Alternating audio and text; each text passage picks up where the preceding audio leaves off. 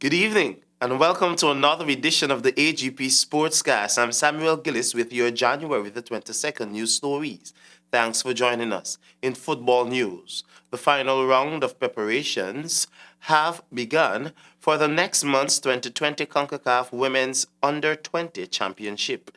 Jana Samuels reports. Systems are in place in Guyana and Canada as coach Ivan Joseph and his staff prepare for the 2020 CONCACAF Women's Under-20 Championship being held in the Dominican Republic beginning February 22. Guyana plays its first game against Nicaragua on February 23 and will be looking to field its strongest Under-20 women's squad ever for these encounters.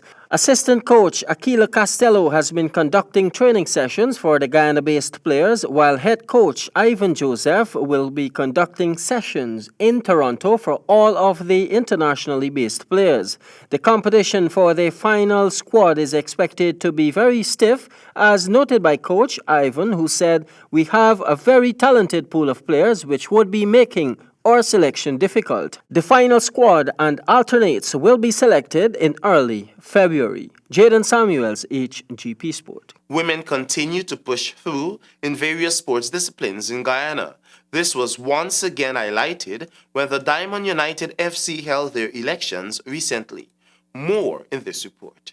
History was created on Monday evening when the Diamond United Football Club elected 9 women in an 11-member executive committee that will govern the affairs of the club for the next 2 years. President of the East Bank Football Association, Kevin Anthony, who performed duties as returning officer, charged the new executives to continue the good work of the club, which has been improving its pedigree with every competition played in the EBFA.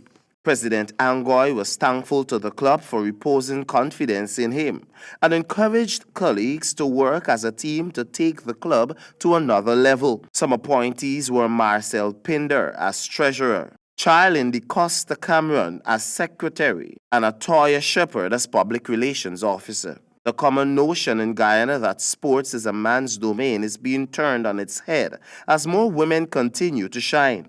It was only last December that Guyanese Alana Pompey was elected president of the Pan Am Sports Athletic Commission. For HGP Sport, I am Samuel Gillis. In squash, the Guyana Squash Association will host the first BCQS Guyana Masters Championship to serve off their 2020 squash season. Stanford Howard with the details. The new addition to the Squash Association's calendar is sponsored by the Property and Development Company International. The tournament will host squash masters from Barbados, Tortola, Jamaica, and of course, home shore, Guyana. 26 players will contest in women's over 35, men's over 35, over 45, over 55, and over 65 to show that mature athletes still have the ability to perform in this ultimate court game. From young masters to vets, the lineup of players promised some outstanding play and close battles in the various age groups. Guyana's longtime players Dennis Das and Tony Farnham will be representing the over 65s. Nanjarang Singh, Lloyd Fongafat, and Wayne Alfonso in the overs 55s. David Fernand, Joe McDeesey for the over 45s, and Regan Pollard in the over 35s. In the women's over 35s, will challenge the lone overseas women's competitor from Barbados. Matches begins on Thursday, the 23rd of January at 5 p.m. at the Georgetown Club, Camp Street. Play will continue on Friday from 5 p.m. with 2 sessions on Saturday, 11 a.m. and at 4 p.m. For HGP Sport, I am Stanford Howard. In cricket news, much to the delight and surprise of an encouraging crowd, United States Ambassador to Guyana, Her Excellency Sarah Ann Lynch, showcased her competence with a ball at the Everest Cricket Club on Sunday. More in this report. In cricket news, the top-ranking diplomat witnessed the end of a match that saw Regal Masters defeating Fisherman Masters in a friendly encounter in sunny conditions at Everest Sports Club ground. Her Excellency Lynch took time off from her busy schedule and was seen interacting with the players after the match. As the guest of honor, the diplomat was presented with a Regal Cricket Team authentic cap, a match ball, and the bat which bore the autographs of the championship winners.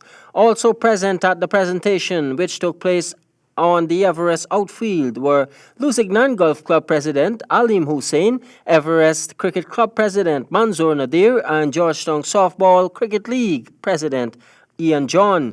In her address, Ambassador Lynch expressed her gratitude for the gift and mentioned, quote, "I am very grateful for this opportunity to be involved, and though I attended CPL cricket twice, this is the first time I've been this close to the game. I intend to give this gift prominence in my office." Then, wearing her Regal Team cricket cap and armed with her new bat, the ambassador displayed her prowess as a cricketer with confident and well-executed on-drive to the first ball she received, much to the loud applause of all in attendance. Jaden Samuels, HGP Sport. That's all we have for this edition of the AGP Sportscast. Thanks to Jaden and Stanford for bringing us the updates. Do remember, love is a common ground.